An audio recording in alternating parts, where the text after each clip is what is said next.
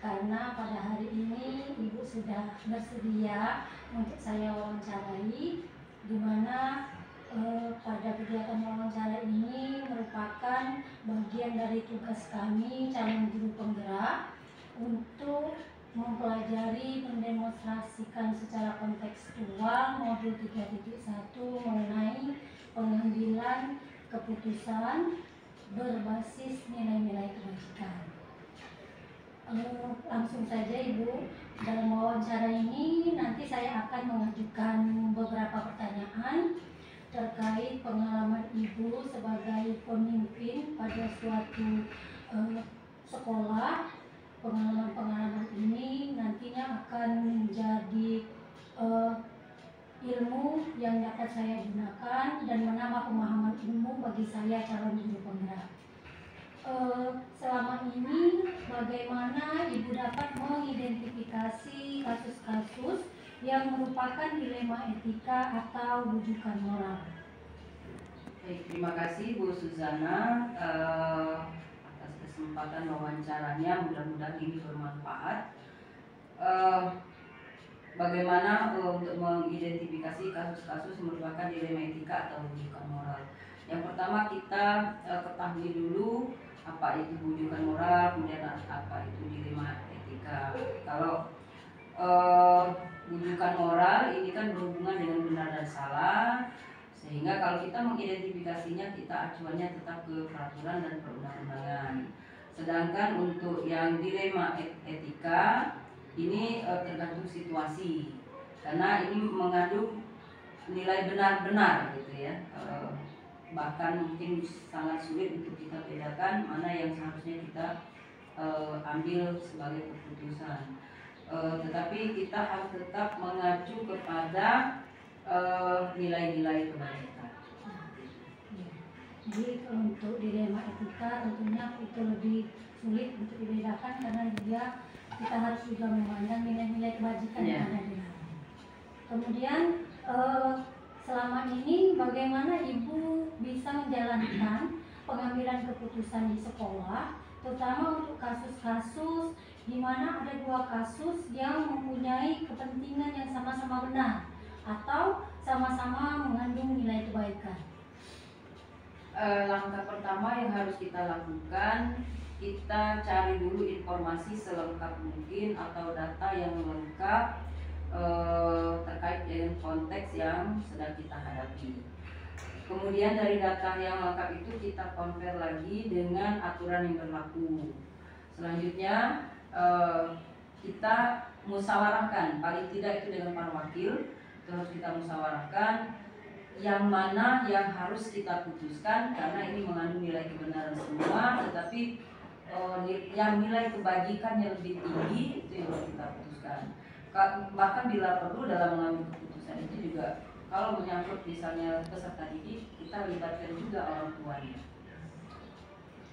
Baiklah, untuk yang ketiga yaitu langkah-langkah atau prosedur seperti apa yang biasa Ibu lakukan selama ini dalam menghadapi pengambilan keputusan terhadap kasus-kasus tersebut? Kalau langkah pertama, kita harus memiliki informasi yang lengkap tentang sebuah kasus. Yang kedua, harus melalui musyawarah mufakat. Musyawarah ini bisa melibatkan para wakil, kemudian guru, kemudian wali kelas, tenaga administrasi, bahkan komite dan orang tua peserta didik. Kemudian harus melalui komunikasi yang berjalan baik supaya tidak ada informasi yang tersendat yang bisa menimbulkan samar dalam mengambil keputusan. Jadi terlebih dahulu kita harus mengetahui informasi. Ya, harus lengkap terlebih dahulu informasinya supaya kita bisa menilainya itu secara holistik. Ya. Kemudian hal-hal apa saja yang selama ini Ibu anggap efektif dalam pengambilan keputusan pada kasus-kasus di dilema etika tersebut? Hal yang efektif ya. Kita mengevaluasi. Jadi kalau misalnya kita sudah ketemu Misalnya dari contoh kasus sebelumnya itu kita evaluasi di mana titik lemahnya dari prosedur yang kita lakukan atau langkah-langkah yang kita lakukan, di mana titik lemahnya itu kita perbaiki atau kita ganti atau kita mengambil solusi lain, sehingga tahapan-tahapan itu prosesnya mencakup keseluruhan dan tidak diputuskan secara sepihak, tetapi berdasarkan hasil mufakat musyawarah dengan pihak-pihak yang berkaitan.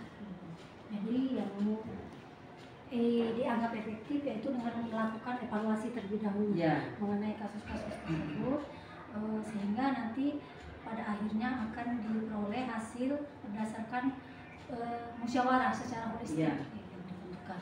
Kemudian hal-hal apa saja yang selama ini merupakan tantangan dalam pengambilan keputusan pada kasus-kasus dilema etika tersebut?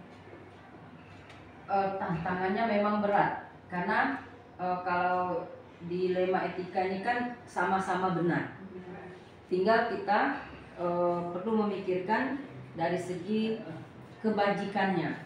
Kalau dia menyangkut peserta didik, berarti kebajikannya bagi peserta didik itu harus lebih kita utamakan. Bisa jadi itu melenceng dari aturan, tetapi kita sebisa mungkin jangan sampai merugikan, terutama yang berdampak pada kasus tersebut. Tapi tetap kita acuannya aturan yang sudah kita buat, yang sudah disepakati, yang sudah disetujui oleh stakeholder kita, ya, misalnya orang tua, kemudian guru, itu aturannya itu kita tegaskan kembali. Kalaupun kita perlu mengambil kebijakan atau keputusan yang sedikit melenceng dari aturan itu, tetapi tidak terlalu menghilangkan aturan itu atau tidak ada tuntutan setelahnya. Jadi memang berat tantangannya karena kita memilih yang benar di antara yang benar. Jadi memang dilema etika ini tantangannya lebih berat. Ya, lebih berat. Kalau yang satunya, ya rujukan moral, kita bisa melihat ada yang salah, ada yang benar. Walaupun yang salah juga belum tentu menjadi pihak yang dipersalahkan, karena kita ada prosedurnya yang harus kita lakukan. Nah, dari kasus-kasus penyelesaian pengambilan keputusan tersebut, apakah Ibu memiliki sebuah jadwal tertentu dalam sebuah penyelesaian kasus dilema etika? Atau apakah Ibu langsung menyelesaikannya di tempat? Bagaimana bentuk prosedur yang selama ini Ibu jalankan? Baik. Untuk kalau jadwal khusus mungkin tidak ada karena kita by case gitu ya, tergantung dengan kasus. Tapi itu juga tidak boleh mengambil keputusan langsung di tempat. Yang pasti kita butuh waktu, karena tadi kan di prosedurnya kita harus mengumpulkan dulu data yang lengkap, informasi yang lengkap, ada komunikasi, ada musyawarah, sehingga butuh proses. Kalau ada proses berarti butuh waktu. Jadi kalau pengambilan keputusan langsung di tempat itu tidak mungkin pasti. Tetapi kalau jadwal khusus tidak juga ada gitu ya, karena kita by case gitu ya. Kalau ada kasusnya, prosedurnya kita jalankan. Jadi tidak ada waktu harus langsung selesai, tapi tetap mengacu pada tahapan-tahapan dan proses-proses yang dijalani sesuai dengan kasus yang dihadapi pada saat itu. Adakah seseorang atau faktor-faktor apa yang selama ini mempermudah atau membantu Ibu dalam pengambilan keputusan dalam kasus-kasus dilema etika? Kalau yang mempermudah ya banyak, karena di sekolah ini saya tidak sendirian. Ada banyak orang yang membantu saya, dan saya juga tidak bisa berdiri sendiri. Semua harus didukung dan dibantu oleh semua pihak. Misalnya para wakil, kemudian guru, tenaga administrasi, itu sampai ke komite ataupun orang tua siswa. Dan mereka itu mempunyai peranan yang penting semua, karena saya tidak bisa kalau mengambil keputusan itu berdasarkan pemikiran saya sendiri, tetapi harus ada bantuan dari pihak lain. Yang penting komunikasi jalan. Jadi adanya kolaborasi, Ya. kolaborasi ke semua stakeholder yang ada di sekolah. Dari yang semua yang telah Ibu sampaikan, pembelajaran apa yang dapat Ibu ambil atau Ibu petik dari pengalaman Ibu selama ini dalam mengambil keputusan berdilema etika?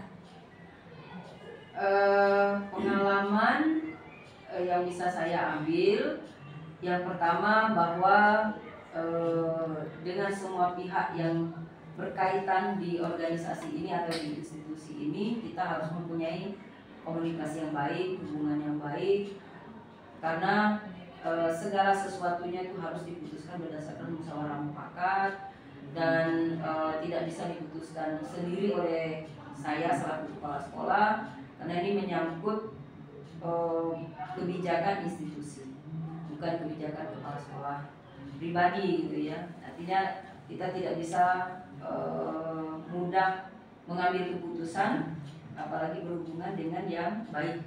Harus kita pikirkan dengan matang dan harus menerima informasi, masukan dari semua pihak, terutama para wakil dan guru, tenaga administrasi yang ada di sekolah. Lebih bersentuhan langsung seperti itu. Jadi intinya komunikasi. Jadi komunikasi itu memang sangat penting. Ya. Iya.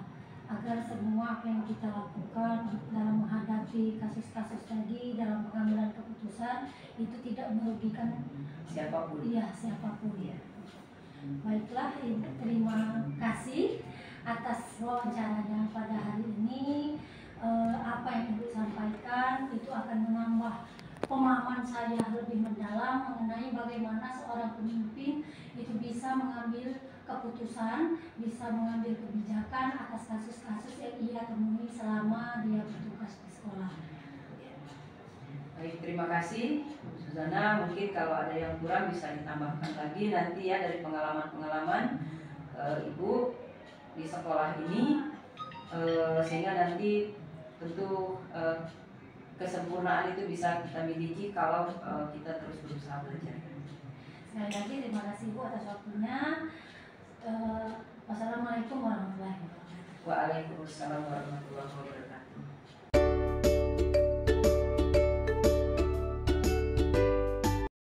Assalamualaikum Ibu. Waalaikumsalam warahmatullahi wabarakatuh. Terima kasih sebelumnya Ibu pada pagi hari ini sudah bersedia saya wawancarai terkait tugas saya sebagai calon guru tunggal, di mana kami diminta untuk mewawancarai kepala sekolah terkait demonstrasi kontekstual maupun identitas satu mengenai pengambilan keputusan. Langsung saja Ibu, dalam wawancara ini ada beberapa pertanyaan yang akan saya sampaikan. Ibu sudah menjadi seorang pemimpin pada satuan pendidikan, tentunya sudah memiliki banyak pengalaman mengenai untuk menghadapi kasus-kasus yang terjadi. Selama ini bagaimana Ibu dapat mengidentifikasi kasus-kasus yang merupakan dilema etika atau rujukan moral? Terima kasih ya. Kalau bilang pengalaman, kita tidak bilang pengalaman, tetapi yang namanya pengalaman kita di proses belajar. Yang namanya pemimpin, ya saya sebagai kepala sekolah mungkin merupakan leader dalam satu organisasi yang kita sebut dengan sekolah, memang sering ya mengalami hal-hal yang disebut dengan dilema moral. Jadi di dalam mengambil keputusan yang disebut dengan dilema moral ini kadang-kadang memang berat sekali, berakhir pada suatu kebijakan, karena ini keputusan yang kita ambil itu dua-duanya benar. Nah, karena dua-duanya benar, maka kita harus melihat, mengidentifikasi kembali kira-kira yang benar antara A dengan B, atau kadang-kadang kebenaran itu antara individu dan organisasi, atau kebenaran itu menyangkut antara keadilan dan rasa kasihan. Maka itu memang kita harus identifikasi betul kira-kira permasalahan itu titik awalnya dari mana. Kalau kita mengambil keputusan A, ini hasil akhirnya bagaimana. Kalau kita mengambil keputusan B, hasil akhirnya bagaimana. Memang itu hal-hal yang sangat berat sebagai pimpinan dalam organisasi. Selama ini bagaimana Ibu menjalankan pengambilan keputusan di sekolah Ibu, terutama untuk kasus-kasus yang ada dua kepentingan yang sama-sama benar atau sama-sama mengandung nilai kebajikan? Ya, Pak, kita akan berbicara tentang dilema moral ya, dua keputusan yang sama-sama benar. Jadi kalau kami, kalau terutama saya, kami belajar saya mengambil keputusan itu karena ini menyangkut kebenaran yang sama, apalagi itu menyangkut individu dan organisasi atau individu, baik itu sebagai guru, misalnya ini permasalahan dilema moral itu menyangkut guru. Itu artinya kepentingan individu secara pribadi, kemudian menyangkut kepentingan moral, tugas atau kewajibannya dalam suatu organisasi. Maka kadang-kadang kita juga harus berpikir tentang ini rasa ya, kira-kira kalau keputusan A ini hasil akhirnya bagaimana? Kemudian kalau kita ngambil yang B, hasil akhirnya kadang-kadang terasa ini kalau saya ini mungkin karena saya perempuan, kadang-kadang rasa itu lebih dominan. Nah, hal ini yang mungkin harus sambil belajar yang harus kami ambil keputusan sebagai pimpinan, mungkin mengurangi masalah perasaan ya. Jadi kita ambil keputusan itu betul-betul untuk kepentingan bersama. Itu yang sebagai pimpinan yang harus kita pelajari. Kembali lagi mungkin Ibu juga kan kalau ngambil keputusan menyangkut murid yang sama-sama, kalau kita ngambil keputusan A dengan B itu sama-sama benar, kadang-kadang perasaan ini lebih dominan. Nah, itu yang mungkin sebagai pimpinan harus saya kurangi. Kemudian juga saya berpikir mengevaluasi kembali. Nah, itu yang penting, mungkin refleksi dan evaluasi itu hal-hal yang penting dalam mengambil keputusan. Mungkin keputusan ini awalnya kita ambil seperti ini, siapa tahu nanti ada permasalahan yang sama, maka itu perlu kita evaluasi. Artinya kalau keputusan kita ambil ini dampaknya bagaimana kelanjutannya, maka itu kalau kita bertemu dalam permasalahan yang sama, kita sudah memiliki jalan keluar.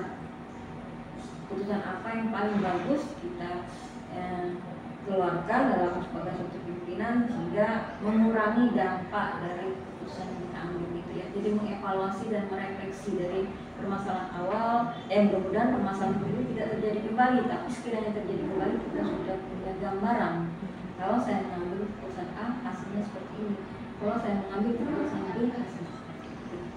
Jadi mempelajari betul-betul bagaimana mengidentifikasi kembali masalah ini. Kalau kira-kira apa sih latar belakang masalah ini timbul, kita juga mungkin dalam perjalanan kita juga perlu di dalam satu organisasi mengajak manajemen sekolah bermusyawarah. Kira-kira kalau permasalahan ini timbul lagi, keputusan apa yang kita ambil, karena pikiran bersama itu jauh lebih baik tadi dengan pemikiran sendiri. Jadi keputusan itu merupakan suatu keputusan bersama hasil musyawarah manajemen sekolah atau pihak yang berkepentingan di sekolah. Jadi ada kolaborasi. Ya, ada kolaborasi, walaupun kita tidak mengajak mereka mengambil keputusan karena itu menyangkut kewajiban kita sebagai pemimpin. Kalau tidak, kita ada gambaran masukan dari pihak-pihak berkepentingan kalau bermasalah itu. Langkah-langkah atau prosedur seperti apa yang biasa Ibu lakukan selama ini dalam mengambil keputusan? Yang pertama seperti tadi kita mengidentifikasi kembali masalah. Kemudian kita mencari data. Jadi kadang-kadang memang untuk mengambil keputusan yang sama-sama benar, kita metode sains itu juga penting ya, karena itu sama benar kan. Jadi dalam kita mengambil data mungkin kita perlu mengambil keputusan berdasarkan data-data permasalahan yang ada di yang ditimbulkan oleh masalah tersebut. Jadi data-data perlu kita kumpulkan. Seperti tadi kita musyawarahkan, kita cari teman-teman manajemen sekolah. Kalau saya ambil seperti ini, kira-kira menurut pendapat kalian keputusannya bagaimana, walaupun kita tidak menyebutkan siapa atau pihak mana yang kita harus ambil keputusan yang begini tersebut. Kemudian yang penting lagi kita mengevaluasi dan merefleksi hasil keputusan kita. Kemudian hal-hal apa saja yang selama ini Ibu anggap efektif dalam pengambilan keputusan pada kasus-kasus dilema etika? Ya, betul. Dalam tadi dari awal, karena yang namanya kasus dalam masyarakat, kasus seperti itu sering timbul ya. Si A mungkin tidak lagi mengalami, kita akan mengambil keputusan dengan permasalahan yang sama untuk orang lain. Dari awal saya katakan tadi kita sudah merefleksi, mungkin mengevaluasi. Jadi kalau permasalahan seperti itu memang antara kebenaran dengan perasaan ya, itu yang perlu kita harus lihat juga. Ini faktor X yang timbul kalau kita mengambil keputusan yang sifatnya individu, faktor X yang timbul kalau kita mengambil keputusan itu yang sifatnya untuk kepentingan bersama. Memang kadang-kadang yang namanya dilema moral kan kepentingan individu, kepentingan bersama, hasil jangka pendek, hasil jangka panjang yang ditimbulkan itu juga harus kita refleksi kembali. Ya, mudah-mudahan ya kita harapkan dilema moral itu tidak timbul lagi. Cuma yang namanya bermasyarakat itu tidak mungkin. Yang namanya dilema moral itu pasti sering timbul dalam suatu organisasi. Makanya tadi saya katakan dengan pengalaman belajar mengurangi masalah antara kebenaran dengan perasaan, mengurangi antara kebenaran dengan keadaan itu yang paling kemungkinan harus saya kurangi. Karena ya seperti tadi kadang-kadang rasa ini atau kedekatan, nah itu faktor yang paling menentukan. Kadang-kadang kita karena kalau dekat dengan A, keputusan individu dengan kepentingan ini organisasi sering ini bertolak belakang. Tapi mungkin kalau kedekatannya kurang, itu kita akan lebih rasional dalam mengambil keputusan. Hal-hal apa saja yang selama ini merupakan tantangan Ibu dalam pengambilan keputusan pada kasus-kasus dilema etika? Nah itu ya sering kita kadang-kadang ya yang di masyarakat unsur pimpinan dan di atas ya. Jadi kadang-kadang mengambil keputusan benar dengan kesetiaan itu yang berat. Kita mengambil keputusan ini sebenarnya kita anggap paling benar dan adil, tapi kadang-kadang ada intervensi gitu. Jadi memberatkan kami dalam mengambil keputusan ini bukan tantangan yang berat dan benar dengan kesetiaan. Atau mungkin menyangkut ideologi ya, kadang-kadang yang seperti itu. Keputusan A, keputusan B itu menyangkut ideologi, itu yang paling berat. Apakah Ibu memiliki sebuah jadwal tertentu dalam sebuah penyelesaian kasus dilema etika? Apakah penyelesaian kasusnya langsung diselesaikan di tempat atau bentuk dan prosedur seperti apa yang Ibu jalankan selama ini? Jadi mungkin kalau langsung diselesaikan di tempat itu juga keputusannya sering agak bias, makanya kalau ketemu permasalahan seperti itu, saya harus berpikir dulu, merefleksi dulu kira-kira masalah ini seperti apa. Nah kalau memang hal itu harus diputuskan di tempat, makanya kembali tadi kita harus menelaah dulu ya, sambil kita berkomunikasi dengan pihak yang bersangkutan, kita menelaah yang kira-kira yang benar, yang paling mendekati yang dilema itu, hasil akhirnya yang paling bagus itu kita upayakan seperti itu. Atau kepentingan organisasi lah yang kami upayakan diputuskan, bukan kepentingan individu. Dalam pengambilan keputusan, adakah seseorang atau faktor-faktor apa yang selama ini mempermudah atau membantu Ibu dalam mengambil keputusan pada kasus-kasus dilema etika tersebut? Kalau ada dilema moral yang memang hasil keputusan itu tidak harus diambil di tempat, maka seperti saya katakan di awal, saya mengajak yang di sekolah itu bermusyawarah, jadi dengan musyawarah kira-kira permasalahan kita alami di sini seperti itu. Keputusan apa yang sebaiknya kita ambil itu merupakan keputusan bersama biasanya. Tapi kalau kasus yang memang harus di tempat, memang agak susah ya, walaupun kita mengajak ini pihak manajemen itu hasil akhirnya memang harus ditetapkan sebagai pimpinan untuk semua pimpinan. Tapi kalau memang kasus itu masih bisa kita pertimbangkan, keputusannya tidak harus di tempat, saya cenderung mengajak pihak manajemen sekolah untuk melakukan musyawarah atau berkoordinasi dalam mengambil keputusan. tergantung kasus yang Ya, dihadapi. dengan kasus yang dihadapi. Kan kasus itu karena harus diambil keputusan di tempat. Sementara orang lain atau manajemen sekolah yang lain tidak ada di tempat. Maka memang pemikiran rasional itu yang penting kami lakukan.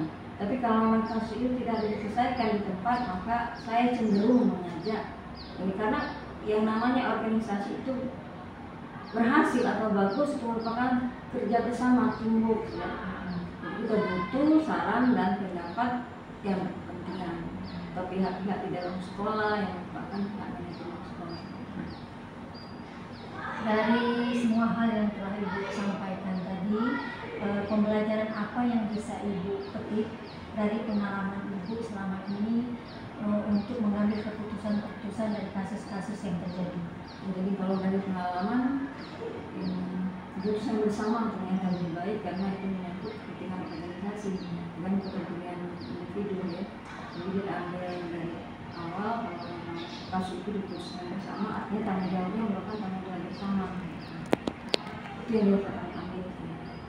Dan itu ternyata yang paling efektif karena kita biasanya si A atau orang yang merupakan bagian dari permasalahan itu tidak bisa sebagai atasan kami itu dianggap full mengambil keputusan karena tadi merupakan hasil musyawarah bersama.